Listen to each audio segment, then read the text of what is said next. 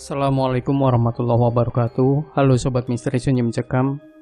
Mudah-mudahan Anda masih terus setia bersama kami, channel yang setiap hari selalu menyuguhkan cerita-cerita misteri yang menarik. Dan untuk kali ini kami akan berbagi sebuah kisah misteri yang berjudul Kerasukan Jin Hingga Meninggal Dunia. Waktu itu di tahun 2011, tepat waktu aku lulus SD. Di umurku yang ke-12 tahun, aku sempat gak lanjut sekolah selama 1 tahun karena sakit. Tapi sakitku bukan seperti gak bisa beraktivitas. Aku tetap bisa bantu orang tuaku berjualan.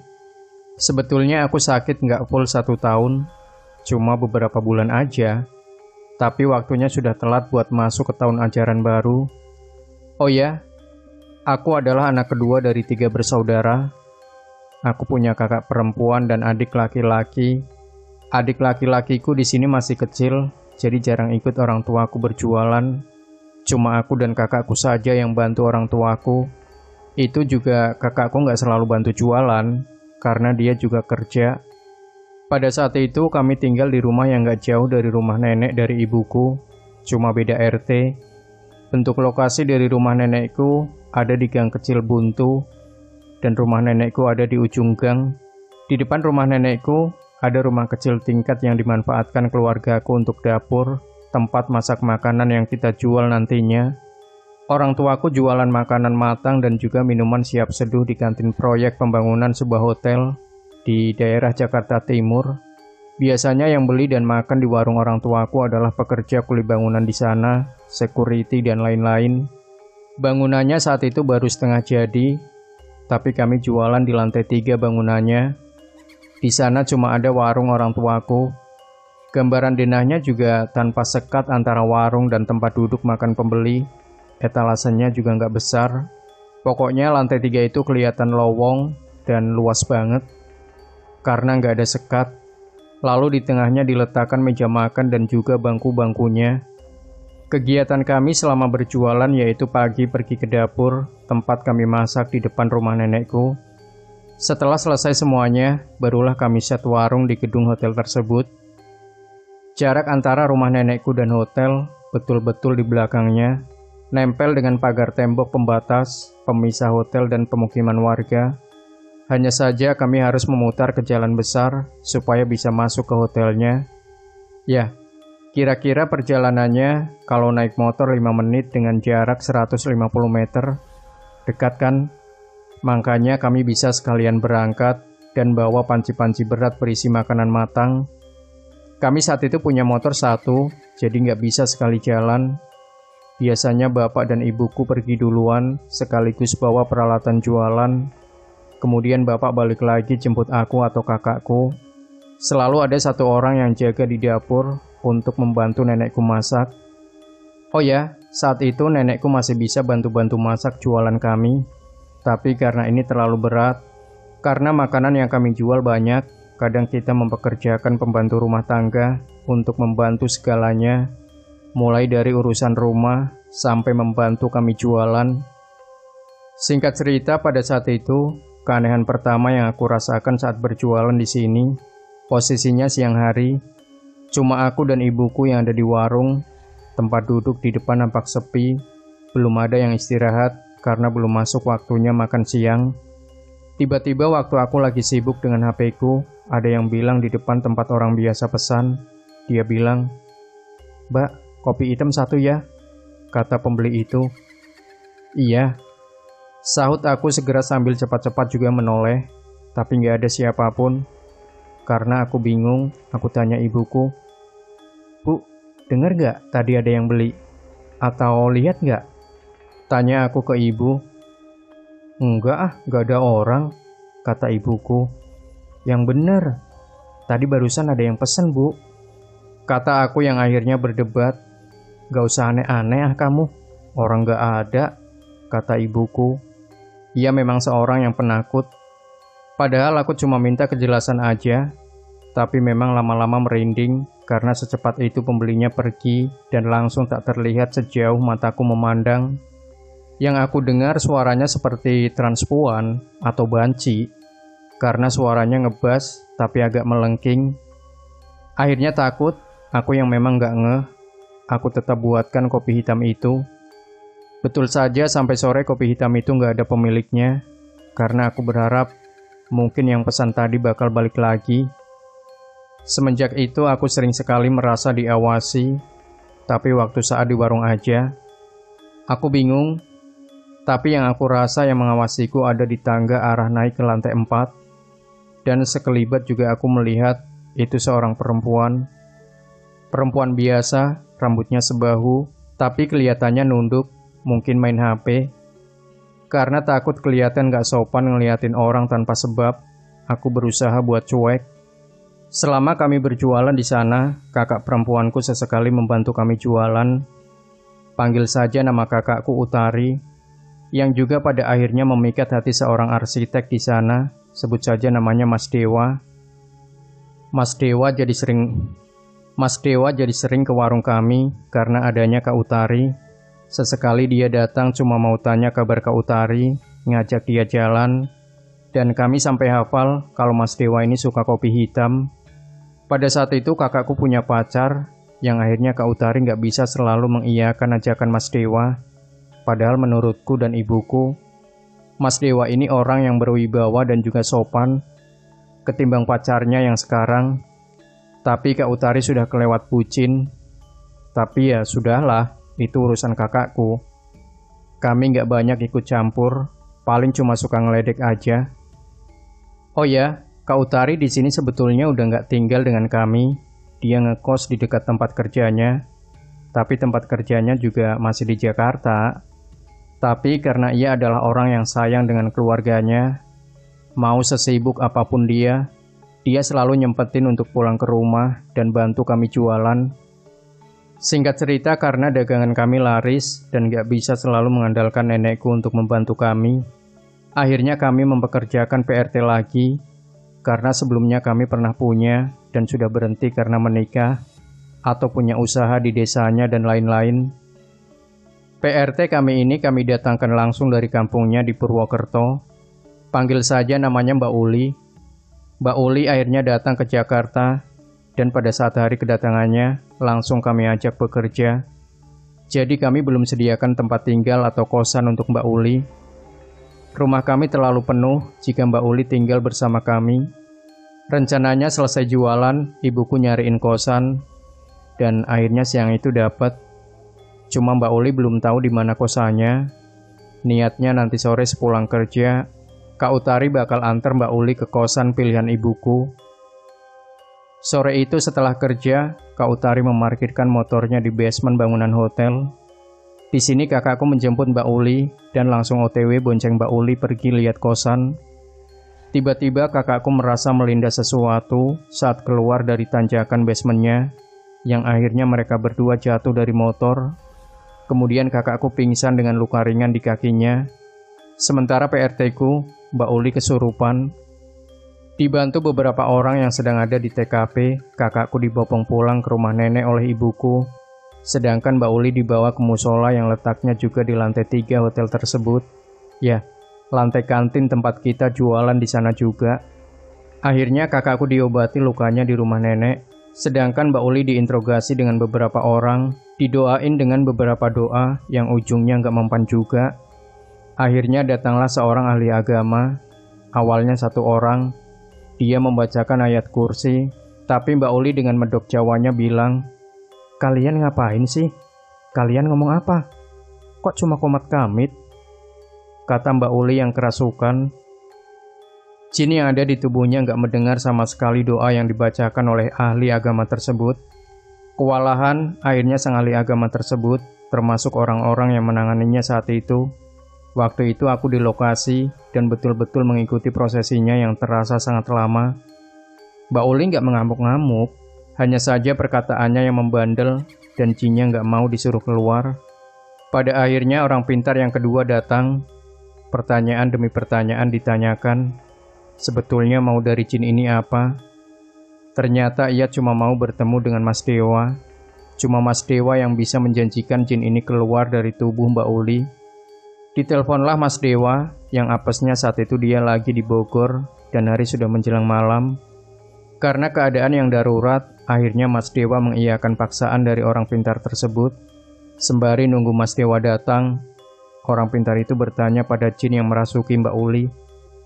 "Kenapa kamu mau ketemu Mas Dewa?" Kata orang pintar. "Saya suka sama Mas Dewa, berwibawa, baik. Tapi Mas Dewa sukanya sama Utari," kata jin tersebut dengan nada yang selalu lenjeh atau genit setiap ditanya yang bersangkutan dengan Mas Dewa. "Jadi kamu iri sama Utari?" tanya orang pintar itu lagi.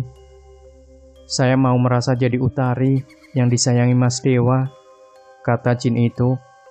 "Kalau kamu mau jadi Utari, kenapa masuknya ke badannya Mbak Uli?" kata orang pintar itu bingung. Yang kami juga sedari tadi bingung.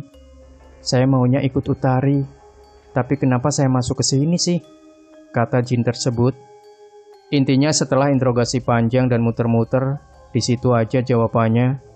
Disimpulkan kalau jin perempuan yang merasuki Mbak Uli rencananya memasuki kakakku. Tapi pengakuan bapakku, ia selalu ngajiin kakakku sebelum tidur dan kakakku rajin ibadah 5 waktu. "Bapak, sekarang bawa anak bapak jauh-jauh dari sini. Diusahakan perginya kena angin ya Pak. Jangan naik mobil," kata orang pintar tersebut menyuruh bapakku. Awalnya di situ aku yang disuruh pergi sama bapakku. "Anak perempuanku yang satunya lagi Pak yang harus pergi. Yang ini nggak usah," kata orang pintar itu lagi ke bapakku. Aku diminta tetap di sini saja karena aku nggak begitu bermasalah. Setelah itu bapakku menelpon keluargaku yang ada di rumah untuk mengantarkan kakakku pergi sejauh-jauhnya. Kakakku akhirnya dibawa pergi ke Cilandak dari Jakarta Timur menggunakan sepeda motor, diantar omku ke rumah saudaraku yang ada di sana. Setelah penantian Mas Dewa yang cukup lama, akhirnya beberapa jam setelah ditelepon ia datang. Langsung disambut dengan genitnya tingkah Mbak Uli. Yang tengah kerasukan. Interogasi dilanjutkan. "Mas, kok nggak pernah datang ke warung lagi sih? Biasanya pesan kopi hitam," kata jinnya. "Saya keluar kota, Dek," kata Mas Dewa yang nggak kelihatan ketakutan. "Kan saya mau ketemu Mas Dewa, saya kangen," kata jinnya sambil membetulkan rambutnya berulang kali. Mas Dewa cuma diam dan mengangguk-angguk. "Mas Dewa janjinya juga mau nonton bola sama saya, mau ngajak ngopi. Ayo," ajak jin tersebut. Mas Dewa memang suka mengajak kakakku pergi nonton bola dan ngopi di suatu mall. Tapi kakakku anggap itu cuma godaan saja dan gak pernah diiyakan, karena kakakku sudah punya pacar kan. Sebetulnya dari tadi aku kaget, tapi di sini aku benar-benar makin kaget karena Mbak Uli yang baru kerja sehari bisa tahu kebiasaan Mas Dewa. Bahkan Mbak Uli gak kenal Mas Dewa sama sekali, yang artinya Mbak Uli betul-betul kerasukan. Ya, awalnya aku gak percaya soal kerasukan. "Saya mau pergi dulu, tolong jangan ganggu Utari lagi. Kamu tolong balik aja, jangan ganggu kami ya. Saya mohon, Dek," ucap Mas Dewa yang sedari tadi kelihatan tenang. Sambil kelihatan agak marah ekspresi Mbak Uli, akhirnya orang pintar tersebut mengolesi semacam minyak di tubuh Mbak Uli yang membuat jinnya kebauan, meronta-ronta, marah-marah. Sudah dibaluri sedikit, tetap nggak mau keluar. Dibacakanlah kalimat syahadat, tapi jin tersebut malah mengikutinya dan mengejarnya perlahan. "Asyhadu alla ilaha illallah." Udah gitu aja. Betul-betul bikin jengkel tingkahnya dan betul-betul sulit untuk diusir. Akhirnya mau nggak mau disiram minyak sebanyak-banyaknya sampai tumpah ke karpet musola. Karena tumpahnya ke karpet, saking geramnya orang pintar tersebut sampai meraup karpet tersebut dan diperas supaya minyaknya keluar lagi, dioleskan lagi. Akhirnya tubuh Mbak Uli melemas dan pingsan. Selepas prosesi tersebut, Mbak Uli akhirnya kami rawat di rumah. Setelah sadar, Mbak Uli nampak seperti linglung. Gak lama kemudian Mbak Uli sakit, yang aku sendiri sulit mendeskripsikannya, itu penyakit apa. Intinya ia selalu melamun, badannya yang semakin kurus, gak jawab saat diajak bicara, pandangannya selalu kosong. Soal kakakku yang dibawa ke Cilandak itu, ia cuma menginap 2 hari, setelah itu kakakku pulang. Tapi memang gak ketemu dengan Mbak Uli, karena kakakku ngekos dan kerja. Lagi pula kakakku diminta untuk nggak nemuin Mbak Oli dulu. Karena Mbak Oli dirawat beberapa hari tak kunjung sembuh, akhirnya kami telepon keluarganya yang ada di kampungnya. Dan Mbak Oli diminta orang tuanya untuk dibawa pulang saja, dirawat keluarganya di kampung. Kerap kali bapakku menanyakan kabar lewat telepon ke keluarganya. Jawaban keluarganya Mbak Oli masih sakit, dan selalu menceritakan tentang kakakku. Mbak Utari itu kalau ngaca suka ngeliatin matanya, ngeliatin alisnya. Begitu terus yang diceritain Mbak Uli pada keluarganya. Mbak Uli nggak kunjung sembuh, sudah diobati ke orang pintar dan pengobatan alternatif pun tak kunjung sembuh. Kenapa nggak ke medis? Karena keuangan keluarganya yang nggak mencukupi. Bapakku karena merasa tidak enak hati, menawarkan untuk merawat Mbak Uli di Jakarta saja, untuk berobat di rumah sakit. Tapi keluarganya menolak. Bapakku akhirnya cuma mengirim uang untuk keperluan Mbak Uli di sana. Berbulan-bulan Mbak Uli sakit, tepatnya di tahun 2014, Mbak Uli meninggal dunia. Keluarganya mengabarkan keluargaku lewat telepon, tapi sayangnya kabar sampai setelah Mbak Uli dimakamkan. Kami sangat-sangat berduka, sampai terus terpikirkan di benak kami, dan bapakku sempat tanya, apa ada pesan terakhirnya yang mau disampaikan pada keluargaku? Kata orang tuanya, Mbak Uli terakhir nanyain, Kak Utari di mana? Inilah yang buat kami syok, karena kami yakin separuh jiwa Mbak Uli sudah dan masih dikuasai oleh jin yang pernah merasukinya.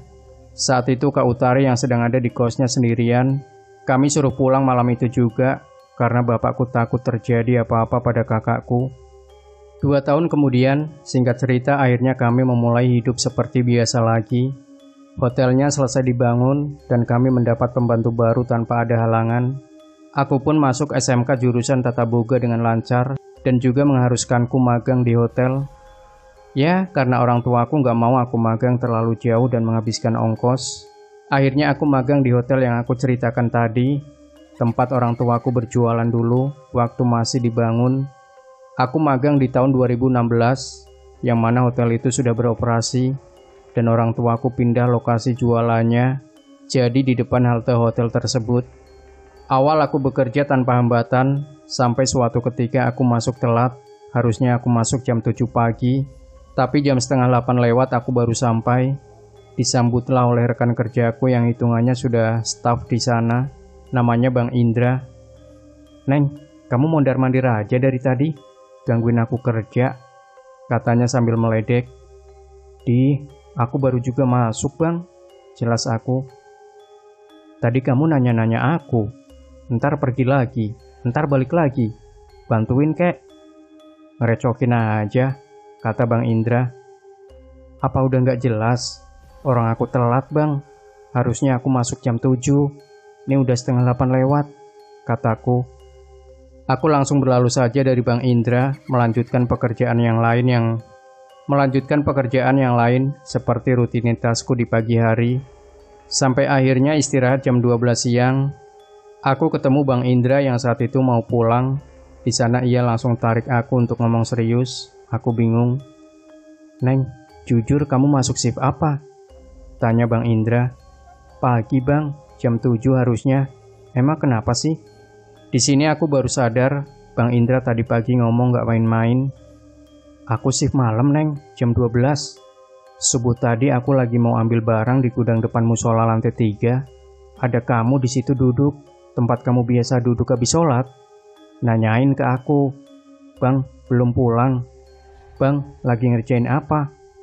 Gitu terus mondar-mandir. Akhirnya aku tanya sama kamu, 'Kamu kok tumben udah datang subuh-subuh? Emang kamu shift jam berapa?' Tapi kamu jawab, 'Aku dari semalam bang nemenin kamu.' Gimana aku kagak merinding?" Jelas Bang Indra yang bikin aku ingat sama kejadian kakak-kakakku 2 tahun silam. "Sumpah bang, aku shift jam 7. Mana ada anak magang boleh masuk shift malam." "Tanya aja Kak Pipit tuh. Dia shift bareng aku. Dia malah tahu aku telat noh." Jelas aku yang buat Bang Indra udah gak bisa berkata-kata lagi. Sebetulnya aku suka pakai sepatu di bangku depan musola itu.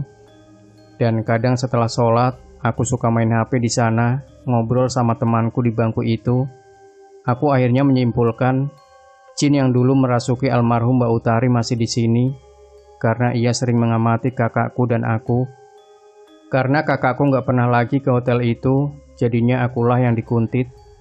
Kakakku juga cerita padaku dan keluargaku, sebelum kejadian kesurupannya almarhum Mbak Uli, ia seringkali diamati dan dikuntit sosok perempuan di tangga naik lantai 3. Justru kakakku pernah jelas melihat sosoknya, tapi seperti perempuan biasa, dengan ciri-ciri yang sama seperti aku lihat.